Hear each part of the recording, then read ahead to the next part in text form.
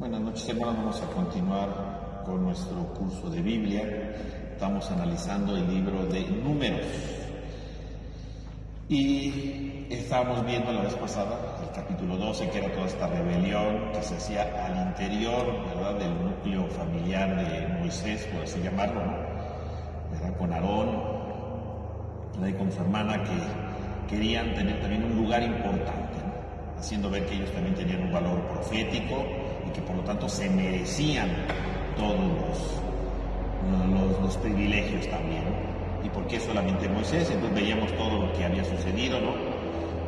Cómo Dios les dice que es Moisés el elegido, que es Moisés el principal, ¿verdad? Como que no estén murmurando por eso. Y entonces vamos ahora al siguiente episodio, que es el episodio central de esta primera etapa, porque justamente ahora se va a empezar a explicar por qué la primera generación no va a entrar a la tierra prometida, ¿no? Entonces, en el capítulo 13 y en el 14 está el núcleo de esta primera etapa, que es la razón por la que la primera generación no va a entrar precisamente a la tierra prometida, ¿no? Y entonces vamos a ver ahora que la murmuración va a venir ya de parte de todo el pueblo. Mientras que en los primeros capítulos, ¿verdad?, en el 11, ¿verdad?, hemos visto que la murmuración era de los lejanos, ¿verdad?, los que estaban a la orilla del campamento, de la chusma, ¿verdad?, personas que no eran parte del pueblo. En el capítulo 12 ya era gente cercana a Moisés. Ahora la murmuración va a ser de todo el pueblo, ¿no? Entonces el capítulo 13 y el 14 se va a centrar justamente en la razón por la que el pueblo de Israel, en su primera generación, no va a entrar a la tierra prometida. Entonces vamos a empezar a analizar precisamente este episodio, ¿verdad?, que es central en este relato, ¿no? Entonces, vamos a empezar a leer el capítulo 13, ¿no? Dice: Yahvé dijo a Moisés: envía a algunos hombres, uno por cada tribu patriarcal, para que exploren la tierra de Canaán que voy a dar a los israelitas, que sean todos príncipes entre ellos. Los envió Moisés según la orden de Yahvé desde el desierto de Parán. Todos ellos eran jefes de los israelitas. Sus nombres eran estos: por la tribu de Rubén, Samaúa, hijo de Zacur; de la tribu de Simeón, Safat, hijo de Jorí; por la tribu de Judá, Caleb, hijo de Jefoné; por la tribu de Isaacar, Yigal, hijo de José; de la tribu de Efraín, Osea, hijo de Nun; por la tribu de Benjamín, Platí, hijo de Rafú; por la tribu de Zabulón, Gadiel, hijo de Sodí; por la tribu de José; por la tribu de Manasés, Gadí, hijo de Susí; por la tribu de Dan, Amiel, hijo de Buemalí; por la tribu de Aser, Setur, hijo de Miguel; por la tribu de Neftalí, Nahbi, hijo de Basfi; por la tribu de Gad, Weuel, hijo de Maquí. Esos son los nombres de los que envió Moisés a explorar el país. Pero a Osea, hijo de Nun, Moisés lo llamó Josué. Moisés los envió a explorar el país de Canaán y les dijo: suban por el Negev y después subirán por la montaña. Reconozcan el país para ver qué tal es, y el pueblo que lo habita, si es fuerte o débil, escaso o numeroso. Y qué tal es el país en el que se vive, bueno o malo. Cómo son las ciudades que habitan, abiertas o fortificadas.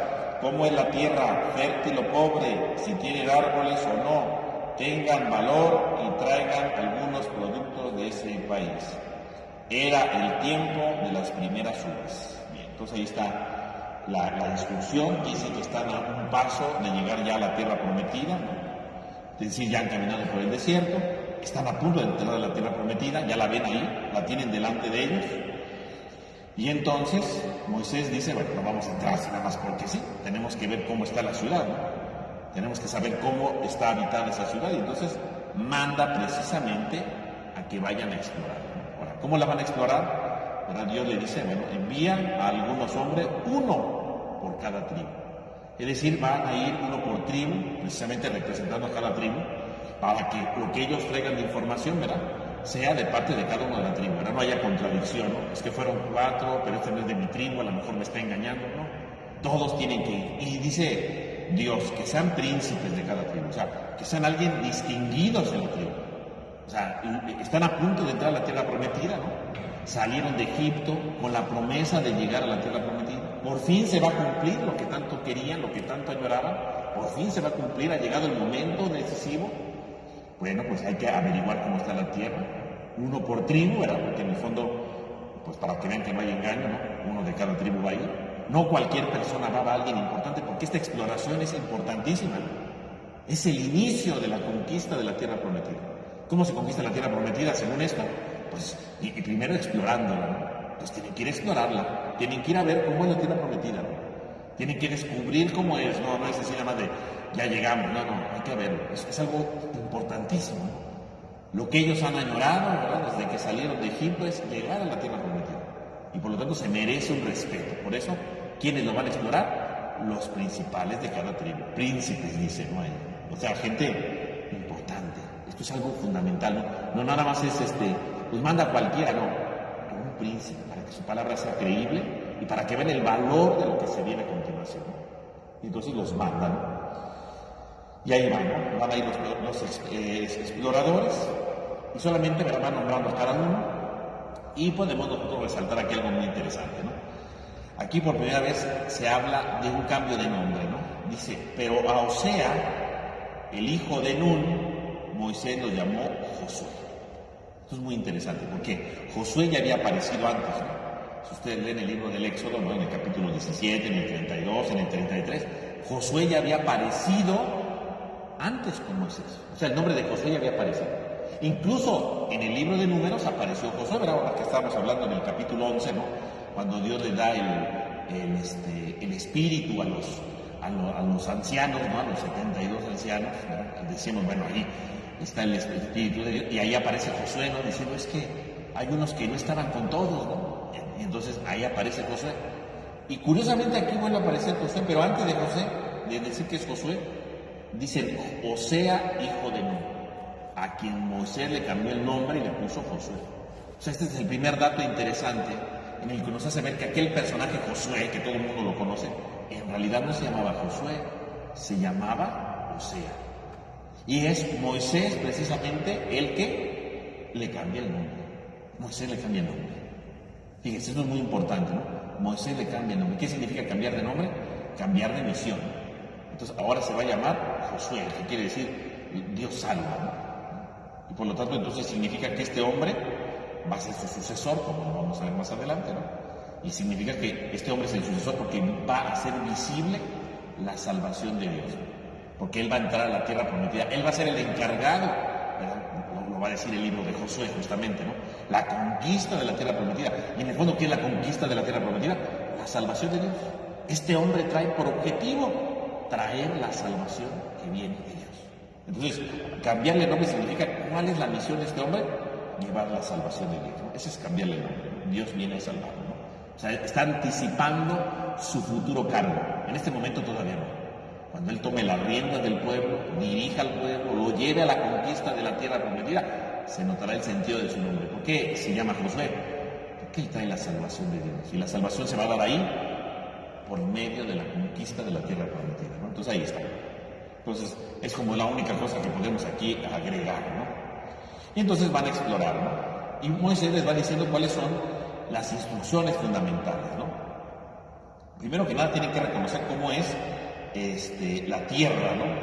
Y en segundo lugar, ver su fertilidad. Entonces, primero la tierra, ¿no? ¿Cuánta gente hay en esa tierra, ¿no? Si son fuertes, si son débiles, ¿no? O sea, van a entrar a conquistar la tierra prometida, pero pues no pueden llegar así sin saber cómo está. Tienen que inspeccionar, ¿no? De hecho, eso se hacía siempre, ¿verdad? Que había una batalla, ¿verdad? Ya estaba preparándose una batalla, iban siempre algunos exploradores a ver cómo podía presentarse la batalla, cuántos hombres había, qué se decía, ¿no? Ahí van a empezar a conquistar una tierra prometida, una tierra distinta. Tienen que estar preparados, ¿no? A ver, vayan a ver cómo es la ciudad, qué tipo de ciudad hay, ¿no? Es una ciudad abierta, es decir, puede entrar cualquiera, entonces podemos entrar fácilmente. Pues una ciudad difícil, porque está fortificada, ¿no? O sea, ¿cómo es? Hay que ir conociendo, ¿no? Hay que ir tratando de comprender precisamente cómo es esa tierra, ¿no? Tiene que ver. Y en segundo lugar, la fertilidad, ¿no? Ver si ahí se puede efectivamente sembrar, ver si ahí efectivamente se puede tener lo necesario para la vida, ¿no? Hay que ver. Sí, Dios nos prometió esa tierra, muy bien, hay que conquistarla, perfecto. Pero a ver, si hay fertilidad, si se puede dar la vida, si se puede sembrar ahí, o cómo vive esa gente. O sea, fíjense cómo Moisés dice, hay que estar preparados. No nada más es llegar a la tierra porque Dios nos la prometió, no sé, hay que llegar, pero hay que saber a dónde vamos a llegar, a dónde vamos a combatir, a dónde vamos a inaugurar todo, ¿no? O sea, es todo un proyecto que Moisés presenta, ¿no? Y termina diciendo, era el tiempo de las primeras uvas. Y uno dirá, bueno, ¿para qué, no? Porque, digo, si dice que era como el tiempo de las primeras uvas, pues se refiere precisamente a que era la mitad de julio, ¿no? Pero bueno, ¿a quién le importa eso, no? O sea, ¿para qué lo aclara eso la Biblia? Cuando la Biblia da esos datos que parecen irrelevantes, bueno, tiene un significado más, ¿no? Porque no, ¿para qué nos interesa saber si era julio o no? Decir que era en las primeras uvas significa que está empezando a surgir la vida, que están empezando las primeras cosechas. Significa que están a punto de conquistar la tierra prometida y es el inicio de los frutos. Es decir, este pueblo está llamado a empezar a dar sus frutos en esa tierra prometida. No solamente las uvas de la tierra, ellos, el pueblo, está a punto de conquistar la tierra prometida y está a punto de dar sus grandes frutos. Van a iniciar una vida nueva. O sea, así como las uvas que empiezan a anunciar la vida nueva porque va a empezar la época de la cosecha, ahora el pueblo, delante de la tierra prometida, va a iniciar una nueva era, una nueva etapa, ¿no? Ellos son las primeras uvas del pueblo de Dios, ¿no? Van a empezar a conquistar una tierra, van a empezar a salir todos. Es un pasaje hasta aquí fantástico, ¿no? Porque quiere decir que están maravillados con todo lo que van a hacer, ¿no? Y entonces salieron, ¿verdad?, de inmediato, ¿verdad?, a explorar la tierra. Y entonces aquí, ¿verdad?, dicen algunos autores, ¿verdad?, que se puede ver, ¿verdad?, dos maneras de ver la visita. La primera de ellas, ¿verdad?, pues es el versículo 21. Subieron y exploraron el país desde el desierto de Sin hasta Rehob, a la entrada de Hamat. Entonces esta sería como una descripción sencilla del viaje, donde atravesaron casi todo el país, ¿no? Aquí los lugares que dice, ¿no?, desde Sin, desde el desierto de Sin hasta Rehob, significa que recorrieron toda la ciudad. Y luego en el versículo 22 dice, subieron por el Negev, llegaron hasta Hebrón, donde estaba Jimán, Sesai y Talmai, los descendientes de Anac. Hebrón había sido fundado 7 años antes que Tanis de Egipto, y llegaron al valle de Escol y cortaron allí un sarmiento con un racimo de uvas que transportaron, ¿verdad?, entre 2 hombres, y también grandes granadas e higos, al lugar que se llame Valle de Escol, por el racimo de uvas que ahí cortaron los israelitas. Entonces ahí habla ya de algunos lugares más concretos, no solo un recorrido, sino como que se quedan en la parte del sur. Algunos dicen que en realidad son 2 fuentes distintas, pero bueno, el chiste es que van y exploran la tierra, eso es lo importante. Aquí una cosa curiosa es que dice que cortan un sarmiento, ¿verdad?, un racimo de uvas, que era gigantesco, por lo que dice, ¿no?, porque tuvieron que cargarlos entre 2. O sea, está diciendo que 2 personas iban cargando las uvas, ¿no? O sea, entonces está dando a entender aquí que lo que cortaron era enorme, ¿no? Enorme. ¿Eso qué es lo que representa? Bueno, pues eso representa, ¿verdad?, las uvas enormes, el racimo de uvas tan grande. Significa, pues, un signo de la fecundidad del terreno, ¿no? O sea, seguramente no eran las uvas de ese tamaño, ¿no? Lo que está diciendo el texto es, si hay uvas tan grandes, que los racimos eran tan grandes, que tenían que cargarlo entre 2, ¿qué es lo que está diciendo simbólicamente? Bueno, pues está diciendo que el terreno, ¿verdad?, era sumamente fecundo, ¿no? O sea, si da uvas gigantes, bueno, significa que hay una fecundidad enorme en todo el lugar, ¿no? O sea, no van a llegar a una tierra nada más superficial, ¿no? Van a llegar a una tierra gigantesca, ¿no?, una tierra enorme, con gran fecundidad, con grandes frutos, es lo que va a entender, ¿no? Y al final dice, aquel lugar, cuando llegaron ahí con las uvas, le pusieron Valle de Escol por el racimo que llevaron, ¿no? El Valle de Escol quiere decir racimo, no es una manera de decir, aquí nos trajeron las uvas, ¿no? Es una manera nada más hay popular de decir esto, ¿no? Lo cierto del racimo, entonces no nos quedemos con la imagen de, ay, unas uvotas, ¿de qué tamaño eran? No, más bien está diciendo, hay una gran fecundidad, o sea, están algo enorme, ¿no?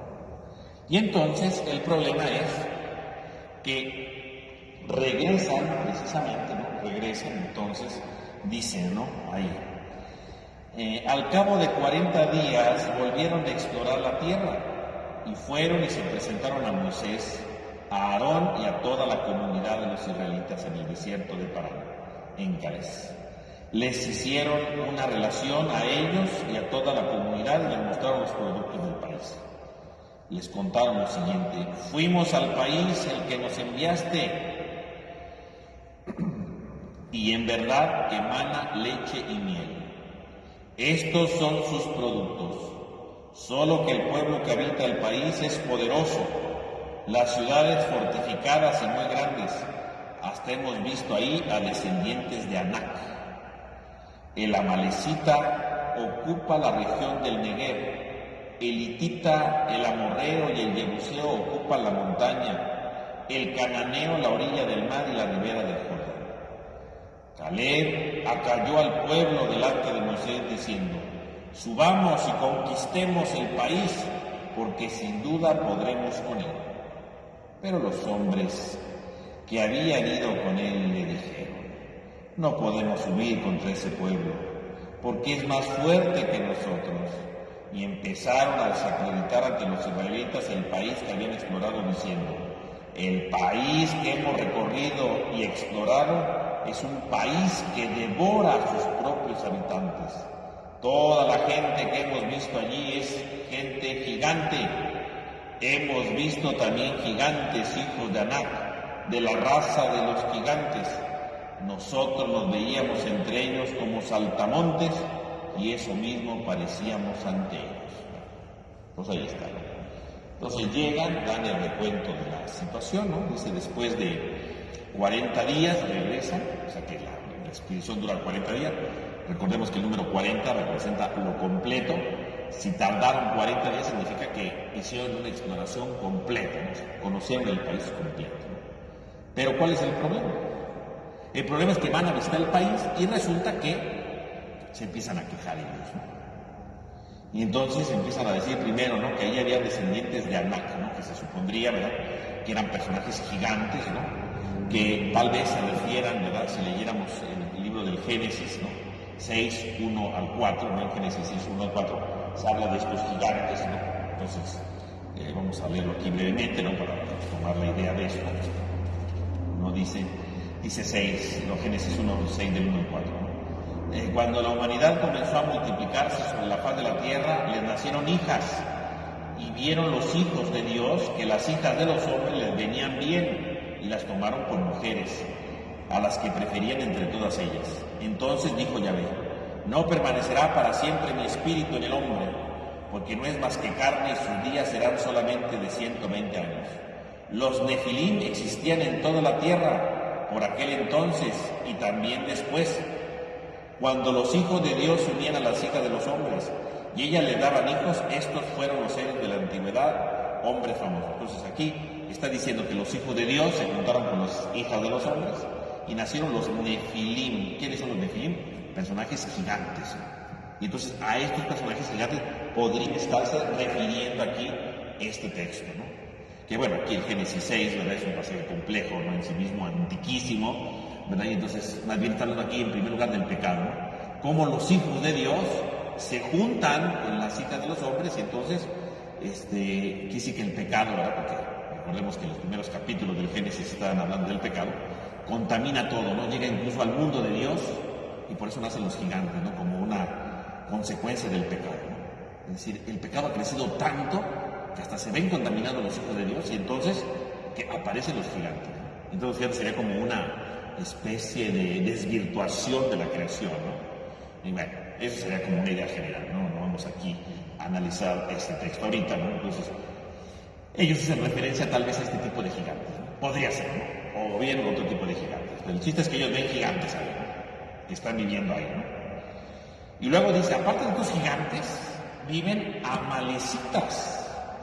Los amalecitas, ¿verdad?, eran seminómadas, ¿verdad?, que iban de un lugar a otro, que incluso el libro del Éxodo, en el capítulo 17, nos narra una pelea, ¿verdad?, entre los amalecitas y el pueblo de Israel, ¿no? En este capítulo 17, ¿no?, cuando Moisés tiene que hacer una oración, ¿verdad?, eleva las manos, y cuando Moisés dice que eleva las manos, bueno, pues significa que pueblo va ganando, ¿no? Cuando se cansa y se baja las manos, el pueblo empieza a perder, ¿no? Ese es el relato de Génesis 17, del 8 al 16, ¿no?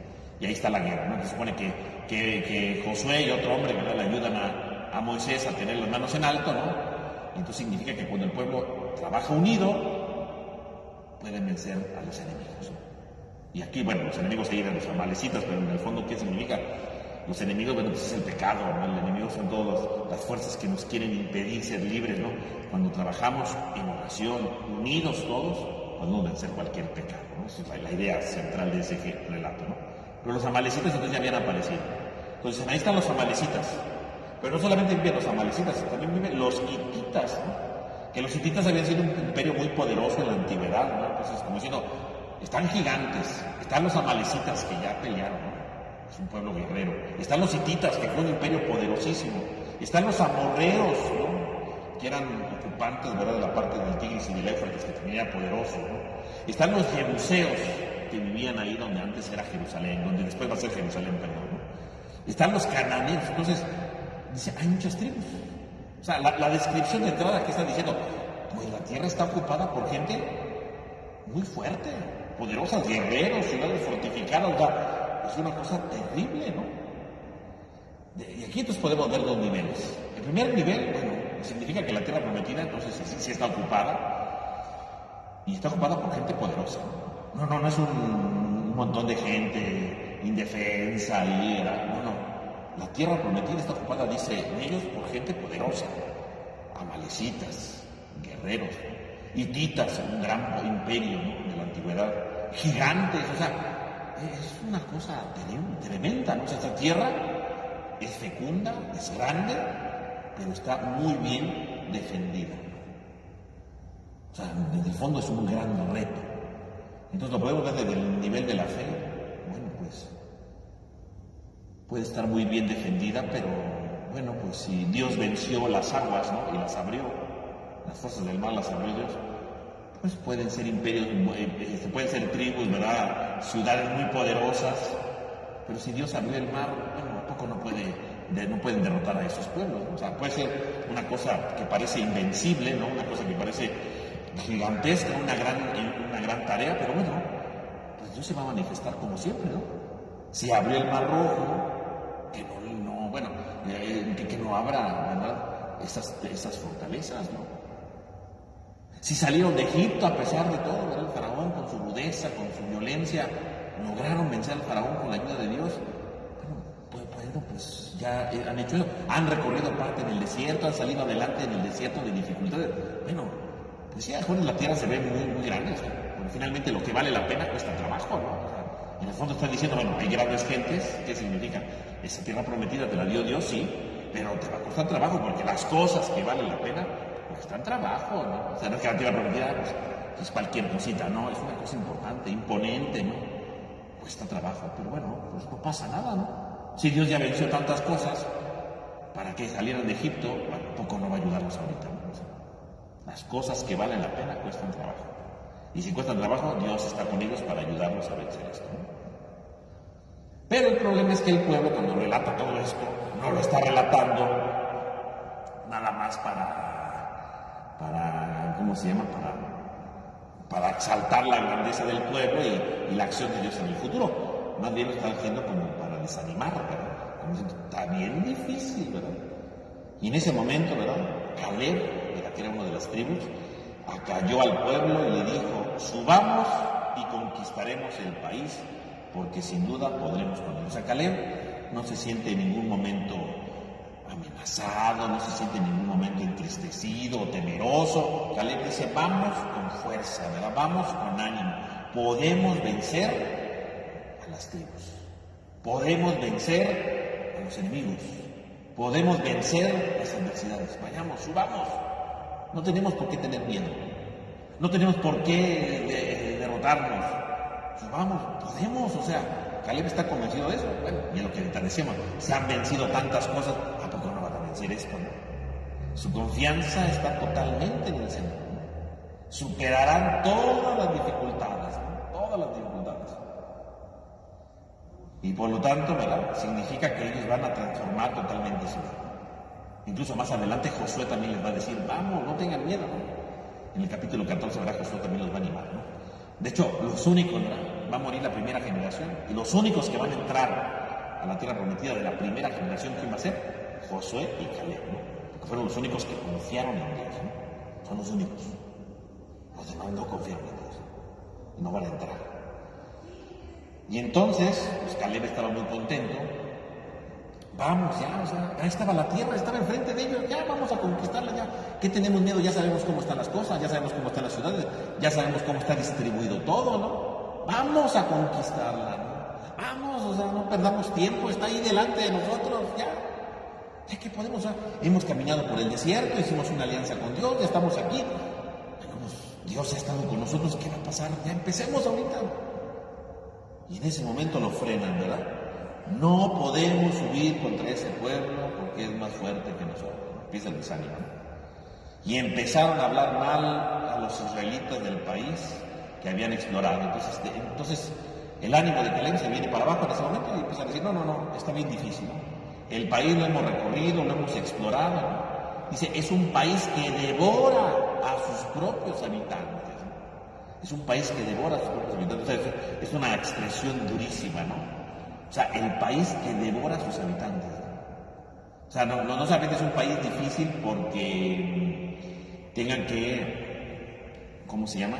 Tengan que vencer, ¿no? A los enemigos, a los pueblos, sino que la tierra ellos la definen como un país que devora a sus propios habitantes. Es un país que devora. O sea, imagínense, la tierra se devora a los habitantes, ¿no? Están ahí los habitantes del pueblo, la misma tierra se los devora, ¿no? Como diciendo, no, o sea, aunque los derrotáramos a ellos, el país nos va a devorar. O sea, el país nos sobrepasa, o sea, muchísimo para nosotros. No podemos, ¿no? Obviamente, pues esta es una expresión, ¿verdad? Sí, aterradora sobre el país, pero en el fondo, ¿de dónde viene esta expresión? Pues ante la falta de valor, ¿no? De afrontar las grandes tareas, ¿no? En vez de reconocer su debilidad, ¿no? Decir es que está enorme, ¿verdad? Va a estar bien difícil conseguir, vamos a hacer un esfuerzo. Curiosamente no. Curiosamente, en ese momento, ¿verdad? Vemos algo muy importante, ¿no? Prefieren tener miedo y entonces se echan para atrás, ¿no? Se echan para atrás. Ya no quieren seguir adelante, ¿no? Ya no quieren continuar. Estas expresiones finalmente, ¿verdad? Lo que tratan de hacer es precisamente, ¿verdad? Mostrar pues, que esta conquista de la tierra prometida rebasa sus expectativas, ¿no? Ellos esperaban, ¿verdad? Que la tierra fuera pacífica, que no hubiera nadie, ¿verdad? Que fuera un paraíso ahí esperándolos. Y resulta ser que no, que es algo que tienen que conquistar, ¿no? Resulta ser que es algo más complicado todavía, ¿no? Que es algo todavía más difícil, ¿no? Significa que les empieza a dar miedo, ¿no? Porque ellos esperaban algo fácil, ¿no? Ya salimos de Egipto, ya caminamos por el desierto, bueno, pues ya llegamos entonces a la tierra prometida y ya la conquistamos, ¿no? Resulta ser que no. Como yo les decía al principio, ¿no? Las cosas que valen la pena, pues son cosas que finalmente cuestan trabajo, ¿no? Y esta tierra prometida cuesta trabajo porque es difícil, ¿no? Les vale la pena, entonces es difícil, no es algo que se haga de inmediato, ¿no? Y esto que viven los israelitas, no nada más lo viven los israelitas, también lo vivimos nosotros, ¿no? Porque también a veces queremos que todo se dé de inmediato, ¿no? A veces nosotros queremos alcanzar cosas que nos gustan de inmediato, ¿no? Queremos la salud y que se cumpla de inmediato, ¿no? Queremos alcanzar algo sin estudiar, ¿no? Ojalá saque 10, ¿no? Que no estudie, ¿no? Queremos tener grandes amistades, ¿verdad? Pero que no me esfuerce, ¿no? Que no los cuide, ¿no? O sea, no, las cosas que valen la pena implican un esfuerzo continuo, ¿no? La tierra prometida, por lo tanto, es un signo de promesas de Dios, ¿no? Que llevan a la plenitud. Y por lo tanto es algo que nos implica un trabajo, ¿no? Un esfuerzo para alcanzar, ¿no? La tierra prometida es algo que necesariamente se requiere, ¿verdad? Tener un esfuerzo para alcanzarlo, ¿no? Por lo tanto, podemos ver nosotros, ¿verdad? Que toda la tierra prometida es algo que merece la pena y por lo tanto implica un esfuerzo continuo, ¿no? No se va a lograr de un día para otro, no se va a lograr de la nada. No, la tierra prometida implica un esfuerzo. La tierra prometida implica un caminar continuo, ¿no? Eso es lo que implica, ¿no?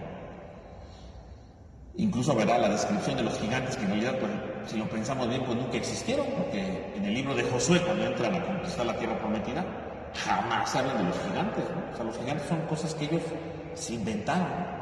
O sea, quiere decir que ellos llegaron a la tierra prometida, la estaban viendo, la estaban espiando y vieron gigantes. O sea, en el fondo los gigantes se los generaron ellos, ¿no? Ellos empezaron a ver a esos habitantes enormes, como imposibles de vencer, ¿no? Como imposibles de tener. Es eso, ¿no? Los gigantes representan entonces lo enorme, las enormes dificultades, los enormes problemas que tienen que resolver y que les cuesta trabajo, ¿no? A eso se refiere con los gigantes, ¿no? O sea, más allá de si había gente gigante, ¿no? Bueno, eso no vamos a entrar aquí en discusión. Más bien, lo de los gigantes más bien representa precisamente que ellos están haciendo que la gente se vea grande, ¿no? Porque sus problemas son grandes, porque la conquista de la tierra prometida es grande, porque la conquista de la tierra prometida es enorme y por lo tanto significa que tienen algo por delante, ¿no? Significa que entonces con esta expresión, ¿verdad?, tratan de hacer ver que todo es enorme, ¿no?, que todo es gigantesco, que todo es difícil de resolver, ¿no? Y por lo tanto, ¿verdad?, tienen que esforzarse, ¿verdad?, para cumplir las cosas, ¿no? Dios es el que va actuando en sus vidas. Dios es el que los debería de ayudar, pero ellos no se abren a la acción de Dios. Prefieren no esforzarse, ¿no? Prefieren mejor no madurar, no crecer y decir, no podemos, ¿no? Y curiosamente la madurez es fundamental para alcanzar la tierra prometida. Si yo quiero alcanzar la tierra prometida, ¿no?, si yo quiero conquistar la tierra prometida, bueno, pues lo único que puedo hacer es una cosa, ¿no? Lo único que puedo realizar es precisamente luchar, ¿no?, es esforzarme, ¿no?, es seguir adelante y lo más importante, confiar en Dios. La tierra prometida no la conquistan solo ellos, la conquistan con Dios. Ellos no salieron solos de Egipto, salieron acompañados por Dios, con la fuerza de Dios, con el poder de Dios. Y esta tierra prometida solo la pueden conquistar con la ayuda de Dios. El problema está que ellos no quieren esforzarse, tienen miedo, todo lo ven gigante, todo lo ven difícil, todo lo ven, ¿verdad?, complicado, y no quieren esforzarse. Y cuando uno empieza a tener miedo, cuando uno empieza a desconfiar de Dios, cuando uno piensa que ya no se puede hacer nada, entonces todo sucumbe, ¿no? Todo se viene para abajo, ¿no? Todo va perdiendo sentido, todo va perdiendo horizonte, ¿no? Todo va cayendo, ¿no? Ya no hay nada que hacer, ¿no? Ya no hay nada que realizar. Y entonces va a empezar la murmuración del pueblo. ¿Por qué el pueblo murmura? El pueblo murmura por una sencilla razón. El pueblo murmura porque cree que Dios los va a abandonar. Ahí empieza la murmuración. Y entonces empieza el capítulo 14, ¿no? En el capítulo 14 entonces empieza precisamente esta realidad, ¿no? Entonces toda la comunidad alzó la voz y se puso a gritar, y la gente se la pasó llorando toda aquella noche. Luego murmuraron todos los israelitas contra Moisés y Aarón y les dijo toda la comunidad, ojalá hubiéramos muerto en Egipto, y si no, ojalá hubiéramos muerto en el desierto. Entonces empieza la murmuración, el miedo de conquistar la tierra prometida, ¿no? El miedo de querer llegar a la tierra prometida, el miedo de querer alcanzar la tierra prometida, no querer alcanzar la tierra prometida, ¿verdad?, porque está bien difícil, hay gigantes, está todo difícil, hay ciudades, hay pueblos poderosos, todo eso provoca, ¿verdad?, propicia algo muy importante. ¿Qué propicia? El murmurar contra Dios, porque aquí la murmuración va contra Dios, ¿no?, ¿verdad? Y dice, el pueblo empezó a gritar, fíjense, a gritar. La gente estuvo llorando toda aquella noche y llegó la murmuración. Entonces ustedes se dan cuenta, este miedo, ¿verdad?, que van teniendo los israelitas, entonces se va viendo en diferentes niveles, ¿verdad? Entonces, dice, primero empezaron los gritos, ¿no? Fíjense, los gritos. Luego, el llanto. Empiezan a llorar toda la noche. Y finalmente, empieza la murmuración. Entonces, aquí el texto del libro de Números nos hace ver precisamente tres elementos importantes, ¿no? Que bueno, antes de eso, obviamente, que viene el miedo a la conquista de la tierra prometida, ¿no? Entonces, el miedo va a llevar entonces a estos tres niveles, ¿no? El miedo va a llevar entonces en primer lugar a los gritos, en segundo lugar a llorar toda la noche, no llorar tantito, toda la noche, y finalmente la murmuración. Entonces tenemos nosotros, ¿verdad?, tres elementos primordiales, ¿no? Tenemos nosotros tres elementos fundamentales. Entonces, por un lado, tenemos el tema de los gritos, ¿no? Entonces, cuando alguien tiene miedo, ¿verdad?, no quieren enfrentar su realidad, ¿verdad?, no quieren conquistar la tierra prometida, ¿no?, están llenos de pavor, ¿no? Entonces, ¿qué es lo que sucede? Pues sucede en primer lugar precisamente los gritos, ¿no? Es lo primero que sucede, los gritos. Lo primero que ocurre son los gritos. ¿Qué significan los gritos? Los gritos significan los lamentos, ¿no? Los gritos significan la impotencia, ¿no? Cuando alguien grita, ¿verdad?, es porque está impotente, ¿no?, porque no sabe cómo resolver algo, ¿no? Y los gritos los podemos ver en diferentes niveles, ¿no? Por ejemplo, cuando alguien se enoja y grita, pues es la impotencia, ¿verdad? Porque como no sabe cómo explicarle al otro, no sabe cómo decirle las cosas a los otros, no sabe cómo animar a los otros, cómo corregirlos, pues grita, ¿no?, ¿verdad? Porque se desespera, ¿no?, porque no tiene las palabras exactas, porque no sabe cómo ayudar, grita. Cuando alguien se enoja, grita. ¿Por qué? Porque en el fondo hay un límite en su vida, ¿no? No sabe cómo expresar las cosas y entonces grita, ¿no? Porque el enojo pues nos hace no pensar las cosas, ¿no? El enojo nos imposibilita para descubrir las cosas, ¿no? Y entonces el enojo produce que alguien grite, ¿no? Pero no nada más gritamos cuando nos enojamos, ¿no? A veces gritamos para prevenir a alguien. Por ejemplo, ¿no? Voy caminando y de repente veo que alguien se va a caer y le grito, ¡cuidado! En el fondo, ¿verdad?, no alcanzo a llegar para agarrarlo, no alcanzo a llegar, pues uno grita, ¿no? Porque está imposibilitado para poder solucionar ese problema. Entonces, como está imposibilitado, lo primero que tiene que hacer es gritar, ¿no? Grita, ¿no? Porque se ve imposibilitado para algo. Entonces, los gritos, ¿qué representan? Los gritos representan la imposibilidad para hacer algo, ¿no? Los gritos representan la imposibilidad para alcanzar las cosas, ¿no? Esos son los gritos, ¿no? Y cuando hay un grito, representa entonces precisamente que nosotros no somos capaces de alcanzar algo, ¿no? Entonces, cuando el pueblo se llena de miedo, entonces vienen en primer lugar los gritos, ¿no?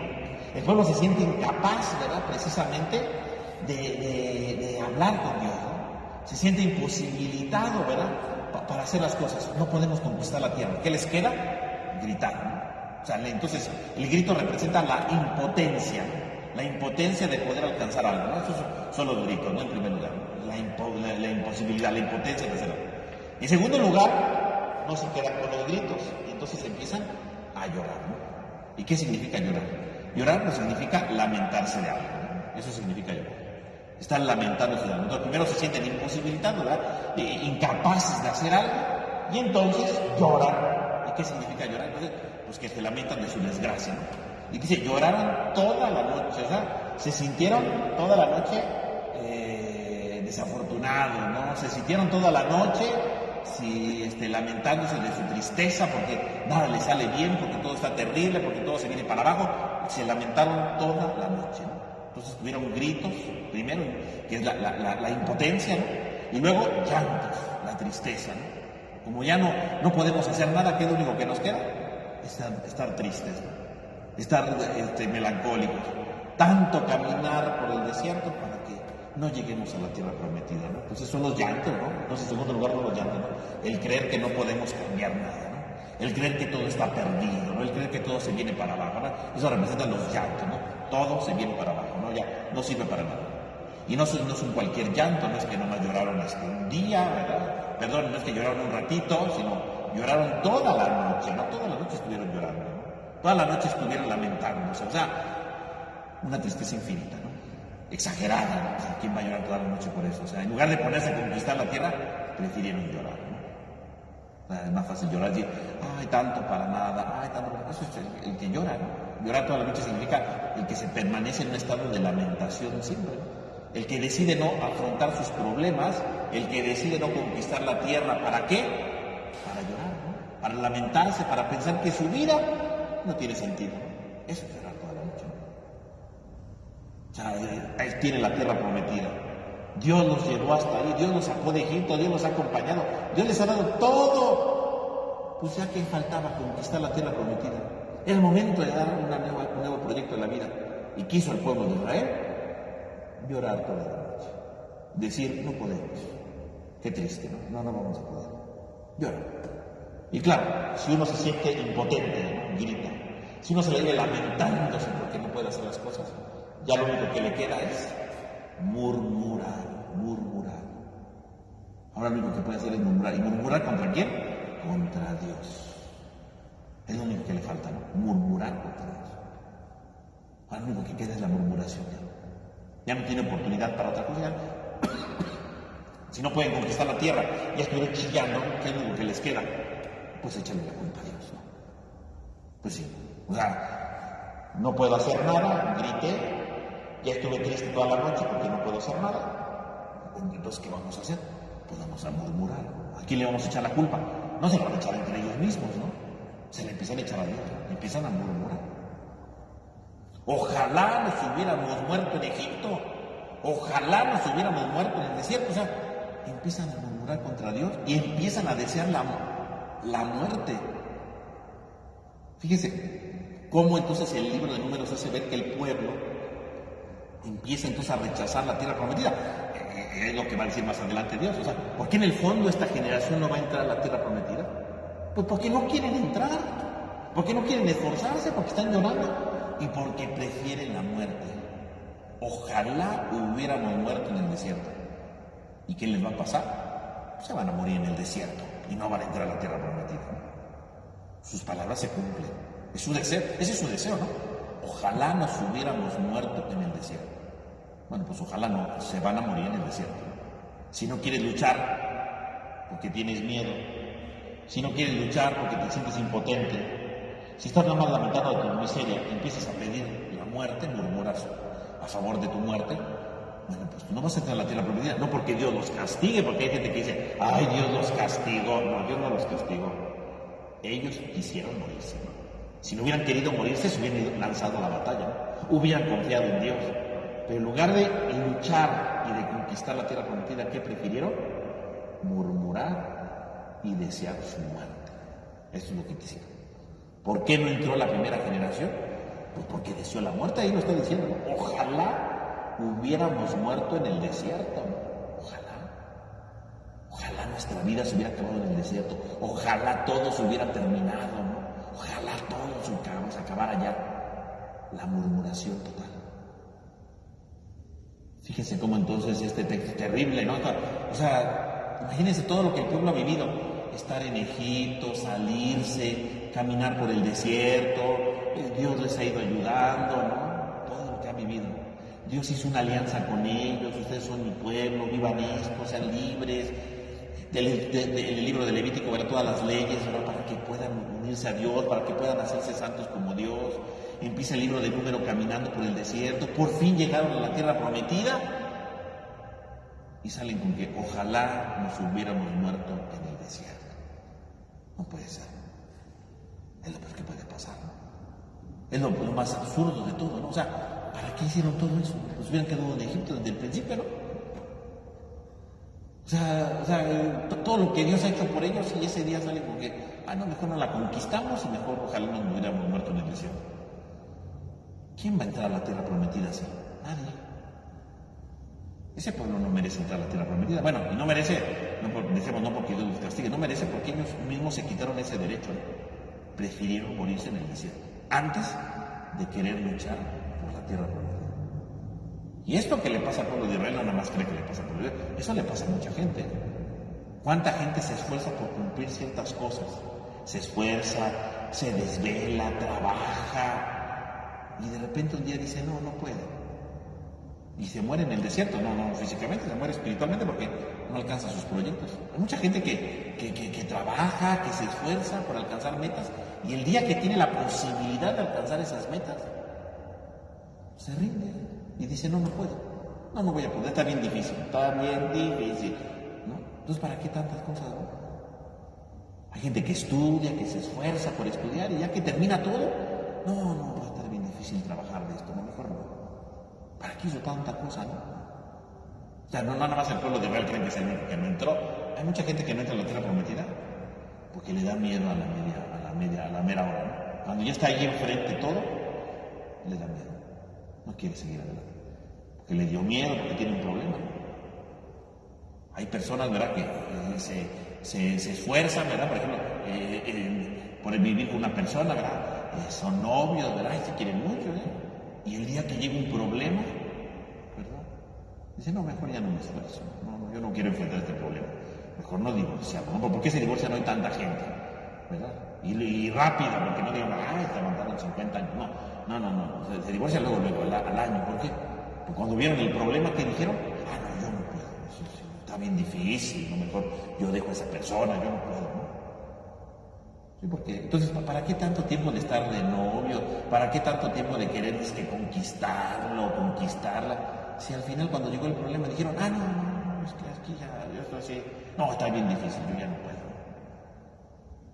Pues ¿para qué tanta cosa? Mejor me se hubieran casado, ¿no? Se casaron y después de un año se divorcian, o sea, ¿para qué tanta cosa? ¿Sí se iban a divorciar? Y se divorcian por un problema, no crean que, es que me golpearon, a ver, es otro asunto, ¿no? Pero a veces se divorcian, o sea, analizan, escucha cada cosa, ¿por qué se divorcian? No, es que no lo aguantaba porque se enojaba mucho. Y no que porque lo golpearan, no es que no, es que de repente se molestaba y no me gusta. A mí no me gusta que la gente se moleste, mejor me divorcio. Entonces, ¿para qué te casaste, no? ¿Para qué tanta cosa? ¿Para qué tanto esfuerzo? ¿Para qué tanto? Si al primer problema se divorcia, ¿no? Mucha gente se divorcia a los primeros problemas, ¿Y por qué se divorcian? Porque tienen miedo, gritan, es decir, se ven impotentes, no puedo. Lloran, ¿verdad? Dicen, qué triste mi vida, ¿verdad? Tanto que me esforcé en dar las cosas, ¿no? Y murmuran pidiendo la muerte, ¿no? Mejor me muero, o sea, mejor me divorcio, mejor me alejo, no vale la pena, no era lo que yo pensaba, ¿verdad? Y se van, y se pierde todo. Y no quieren luchar por su tierra prometida. No quieren luchar por eso que vale tanto la pena. Entonces no valía tanto la pena, ¿no? Porque si hubiera valido la pena, lucharía, ¿no? O sea, este pueblo tanto camino para esa payasada, pues no. ¿Cuántas veces nosotros somos así, no? No llegamos a la tierra prometida por una sencilla razón, ¿por qué? Porque nos da miedo de repente, ¿no? Y gritamos, sentimos impotencia, creemos que no vamos a poder. Lloramos y preferimos lamentarnos. ¿Cuánta gente no vive llorando espiritualmente, no? Porque no pudo alcanzar tal cosa. Porque fallé. Todos nos equivocamos, ¿no? Todos tenemos retos delante. Pero si no vamos a sentar a llorar, nunca vamos a hacer nada. Y luego murmuramos, le echamos la culpa a Dios o le echamos la culpa a alguien para no aceptar nuestra responsabilidad, ¿no? Para no aceptar nuestro miedo. Porque en el fondo, si el pueblo murmura contra Dios, es para no reconocer su miedo. Ojalá nos hubieran muerto en el desierto. ¿Qué significa? Significa no reconocemos nuestro miedo, ¿verdad? Ahí es para que hubieran dicho, queremos morirnos porque tenemos mucho miedo. Dios mío, tenemos miedo. Está bien poderoso este ejército, están bien grandotes ahí en la tierra prometida. Tenemos miedo, ¿no? Dios les hubiera dado valor, ¿no? Pero no, ellos no reconocieron su miedo, le echaron la culpa a Dios y prefirieron morirse en el desierto, ¿no? O sea, el problema no es tener miedo. El problema es qué hacemos con ese miedo. A veces llega el miedo y el miedo lo tendremos nosotros que reconocer, ¿no? La única manera de vencer los miedos es reconociéndolo, ¿no? Tengo miedo de esto, ¿no? Tengo miedo de enfrentar esto, tengo miedo de hablar con esta persona, tengo miedo de hacer aquella actividad. Hay que reconocer nuestros miedos, ¿no? Cuando reconocemos nuestros miedos, nosotros vamos tomando el valor, la fuerza para enfrentarlos, ¿no? Pero cuando tenemos miedo y en lugar de tener miedo, ¿no? Diría la Biblia, ¿no? Gritamos, es decir, empezamos espiritualmente a sentirnos débiles, ¿no? Empezamos espiritualmente a decaer, ¿no? Empezamos a sentirnos impotentes, que no vamos a hacer nada. No reconocemos nuestro miedo, ¿no? Decimos, es que no puedo. Pero no decimos que no podemos porque tenemos miedo. Decimos, no puedo, está bien difícil, ¿no? Lloramos, qué triste, yo que hubiera querido, yo que tanto me esforcé, yo que tanto hice, y empezamos a lamentar todo lo que hicimos. Y al final terminamos diciendo, no, pues, ojalá me hubiera muerto. O sea, mejor aquí la dejamos porque yo no voy a hacer nada. Y entonces prefiero la muerte, ¿verdad? Como el pueblo de Israel, a reconocer mi miedo. El pueblo nunca reconoció su miedo, prefirió morirse. O sea, todos tenemos miedo. El miedo siempre va a llegar, ¿no? El miedo siempre va a intervenir en nuestra vida. Siempre viene el miedo. Pero el problema no es que llegue el miedo. El problema es que a veces nosotros no queremos enfrentar el miedo porque no queremos reconocer que tenemos miedo. Preferimos echarle la culpa a alguien, preferimos lamentarnos de nuestra desgracia, de que todo nos sale mal, preferimos, ¿verdad?, sentir que es imposible, pero no reconocemos el miedo, ¿no? El pueblo no reconoce el miedo, le echa la culpa a Dios, grita, llora, fin, ya no puede hacer más, ¿no? Yo creo que ese es el verdadero problema, ¿no? ¿Por qué el pueblo no llega a la tierra prometida? Pues porque tiene miedo, claro, pero lo peor, no quiso reconocer su propio miedo y prefirió gritar, sentirse impotente, no puedo. Prefirió llorar, qué triste es mi vida, ¿no? Prefirió murmurar, mejor me muero, o sea, mejor no lo intento. Pero no descubrió su miedo, no quiso reconocerlo, y cuando uno no lo reconoce, pues se muere en el desierto. No alcanza sus metas, no alcanza lo que quiere, porque no quiere esforzarse por eso. Por lo tanto, bueno, el pueblo pues va a condenarse a la muerte, ¿no? En el sentido de que ha preferido mejor esto que encontrarse precisamente con Dios y con esa tierra prometida que le estaba prometiendo. Y bueno, pues vamos a dejarla aquí por hoy, ¿verdad? En el versículo 2, ¿verdad? Y ya la próxima semana veremos la conclusión de este desastre, ¿verdad?, que el pueblo se ha ocasionado a sí mismo, ¿verdad?, por su miedo, por no quererlo reconocer. Y bueno, obviamente decíamos, ¿cuál es la consecuencia? Pues que se van a morir en el desierto porque no quisieron enfrentar sus miedos, ¿no? Pero bueno, entonces vamos a dejarlo aquí, vamos a terminar entonces con una oración. En el nombre del Padre, del Hijo y del Espíritu Santo. Amén.